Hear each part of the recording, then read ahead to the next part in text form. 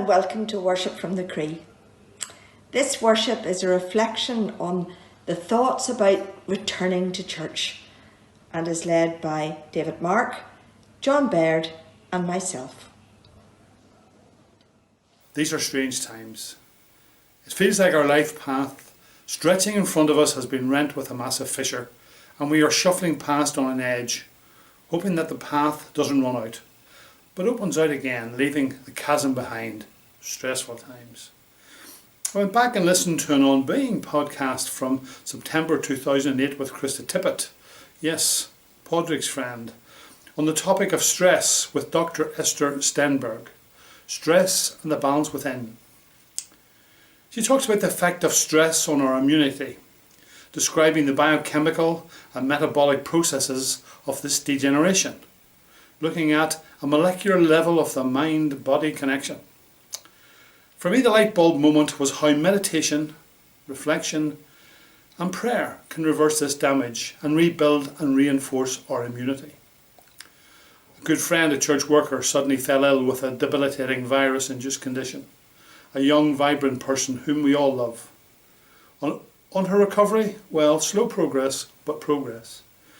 The stress of dedicated people looking out for us, at what personal cost to them? And so we stumbled back to church services, to a socially distant shadow of its former self. I had very limited expectations. But no, emotion and deep feelings welled up unexpectedly. Again, I had that real feeling of being surrounded by a host of angels, past, present in masks, and virtual and social media. I drafted this poem a while back in church. I can't pray, but I know it works. How often did I sit and count the organ pipes, lost in the drift of the sermon, lost in mindless meditation, yet quiet, still, seeking peacefulness, music a salve, my sanctuary.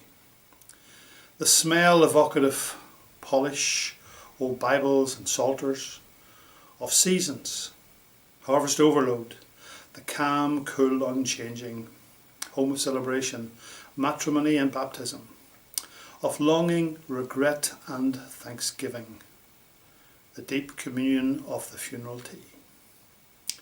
The busyness of the day to day, stress drives us on to be our best, but it can be too much. Stress that overburdens us, oh how it burdens my mind and my body, stressing and overburdening, overwhelming my immunity. Sanctuary, oh my sanctuary, close to us in pandemic, but yet the deep remembering of faith held by community endures. How do we recall it to relieve our stress? Stress, oh stress, give my head peace. The Lord turns his face towards you and gives you peace. I need a rest from this. I need sanctuary. By cool Shalom's shady rill, O thou whose infant feet were found within thy Father's shrine. But it's too much at times. My faith is weak, but not my hope in God. Even children grow tired and weak, and young people stumble and fall. But those whose hope is in the Lord will renew their strength. I come home to church, I come home to sanctuary. And in God's house for evermore, my dwelling place shall be. Hello everyone. This is a reflection on my church. Some to church repair, not for the doctrine, but for the music there. By Pope, an essay on criticism. I was so disappointed when the church had to close due to coronavirus, and further saddened when the churches were able to open again, but with limited numbers and operating social distancing, mask wearing, and that there would be no singing. I knew I would find this difficult, as for me, music and praise are central to my worship. I was beginning to miss church missed being in church and decided to join one of the services. It was certainly a different experience, and yet I discovered, surprisingly, a real sense of transcendence, which I wasn't expecting.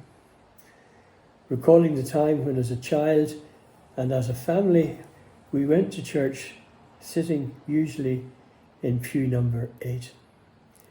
Just being there, enjoying the fusty smell, the pitch pine pews, the wonderful timber ceiling, the brackets underneath the pew for men's top hats, and the pulpit from which much doctrine was expounded. What, of course, for me was missing was participating in some of the wonderful choral anthems, such as Mozart's Ave Verum Corpus and Handel's Messiah, and so very much more.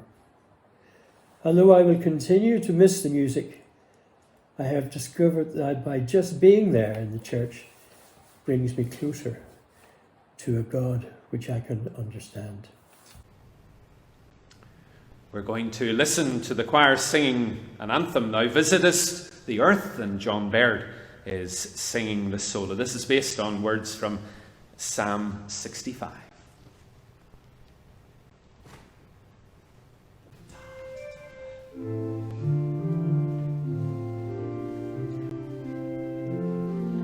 Thou visitest the earth, and blessest it, and blessest it, and crownest the year with thy goodness, and crownest the year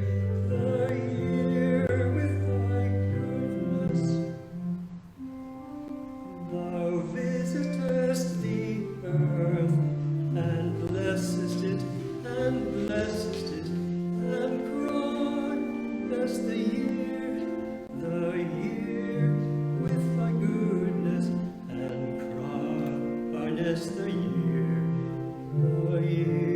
with thy goodness. Thou crownest the year with thy goodness, and crownest the year with thy goodness. Thou visitest the earth, and blessest it, and blessest it, and crownest the year with thy goodness. Thou crownest the year with thy goodness. Thou visitest the earth, and blessest it, thou crownest the year with thy goodness. Thou crownest the year with thy goodness. Thou crownest the year with thy goodness. Thou crownest the year with thy goodness. Derek Mahon's poem, written long before the pandemic, was played on RTE during the lockdown and caught the nation's attention. It caught mine too, not least because I have a dormer window just above my bath. It's called Everything is Going to Be All Right. How should I not be glad to contemplate the clouds clearing beyond the dormer window and a high tide reflected on the ceiling? There will be dying. There will be dying. But there's no need to go into that. The poems flow from the hand unbidden, and the hidden source is the watchful heart. The sun rises in spite of everything, and the far cities are beautiful and bright.